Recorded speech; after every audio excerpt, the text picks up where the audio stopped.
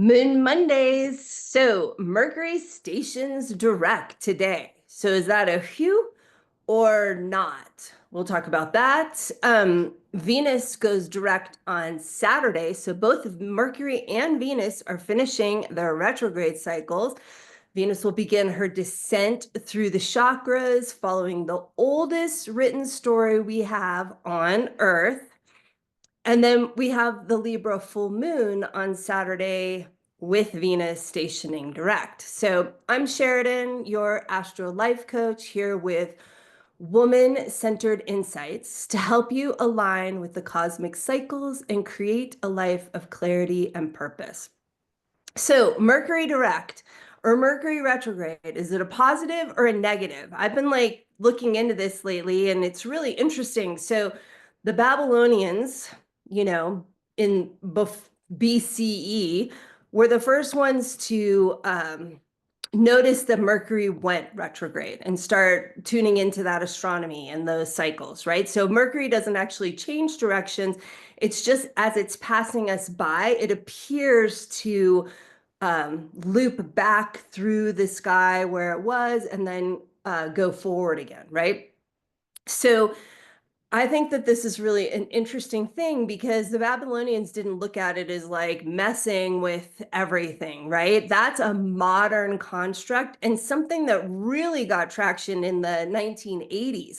So I find it fascinating that we're like, woo, Mercury retrograde, but it's such a more recent way that we look at it, right? So I think of Mercury retrograde as this time when, right, our thinking, Mercury, our mind, our awareness, can have kind of a bit of a loop, and we can go into more right brain thinking and more cyclical and cyclical thinking. I feel like it's really a boost for our creativity, and that's how I try and use it. But I totally missed this last retrograde opportunity.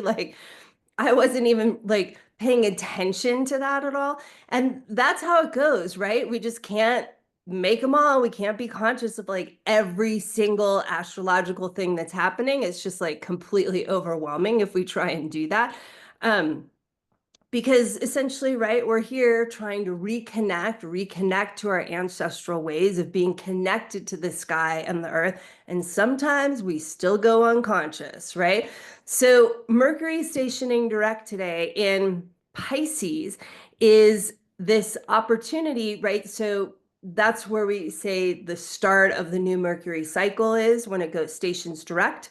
And that means it's in Pisces. So even though Mercury is going to change signs from Pisces, we say Pisces is like the overarching theme of energy for this Mercury cycle. And so Pisces thinking is, Mercury stations direct, things start to move more quickly again, like with our minds, and everything starts moving more linearly again.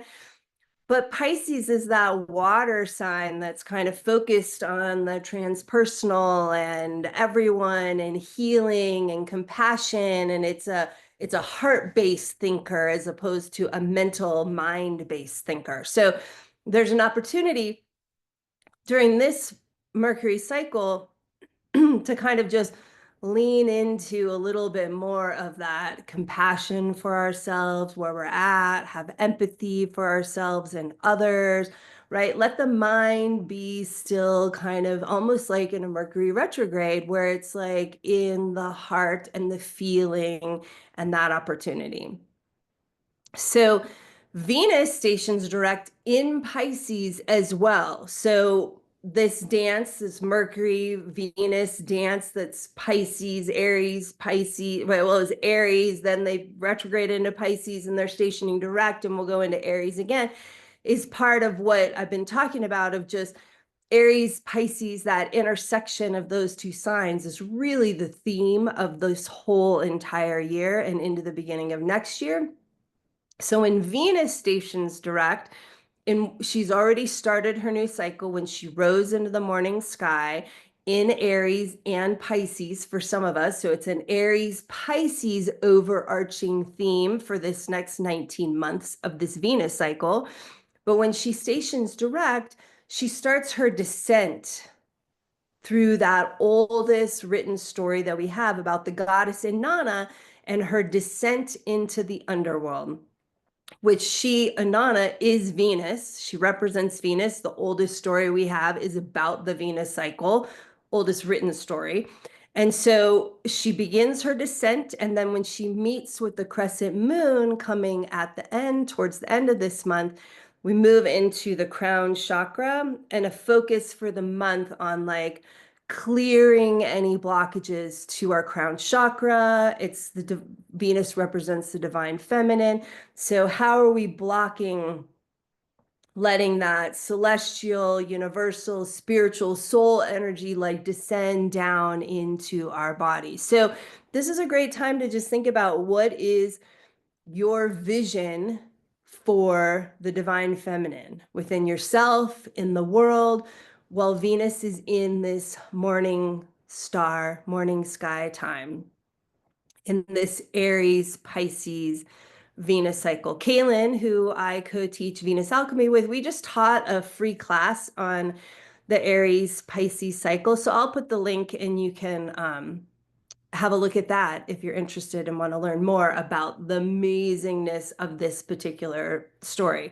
So I'll just say that it always really like pisses me off when astrologers are talking about Venus is just about love and beauty. And I was recently saw something that the glyph of the feminine, right, for Venus is the circle with the cross beneath it, right? And they were like, oh, it's Aphrodite holding the hand mirror, right? Just reinforcing that like the feminine is just about how we look and our values and all of these things, as opposed to the circle of spirit over the cross of matter, right? That's what the divine feminine really is like, what is the way that we bring the energy of the celestial and ground it down into our physical bodies?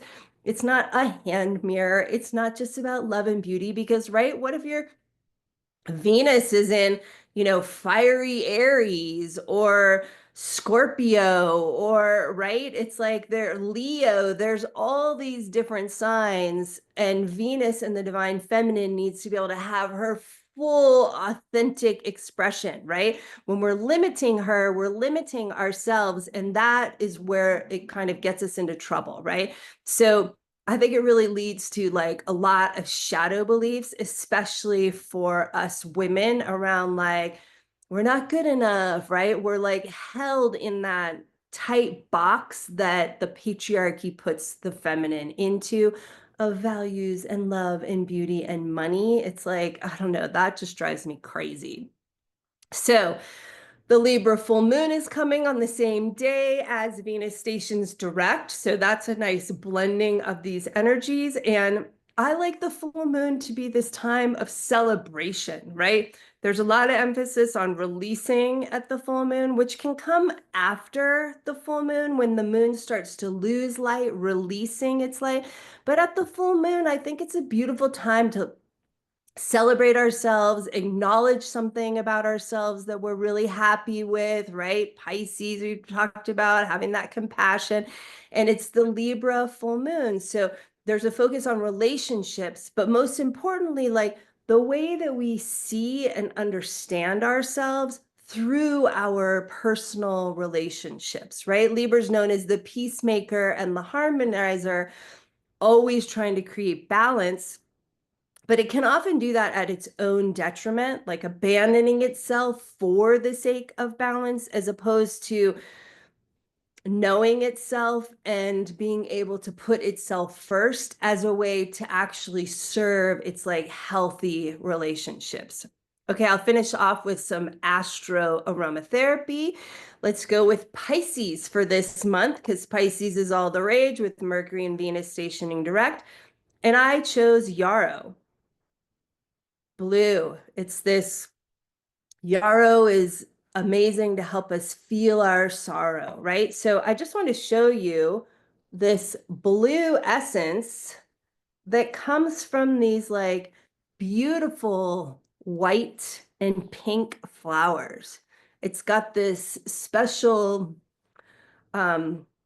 phytochemical in it that makes the essential oil actually be this like beautiful blue color.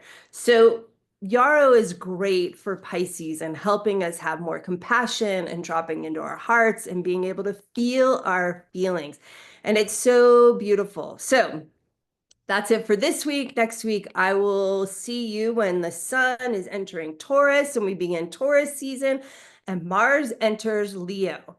And if you want to learn more about unearthing what's holding you back in your life, I invite you to join my Moon Sister Circle, where we harness astrology and the moon phases and my AstroLife coaching to uncover our shadow and our gifts so you can break free of your limiting patterns and step into your power with my AstroLife method. Thanks for watching, and I wish you an empowered feminine week.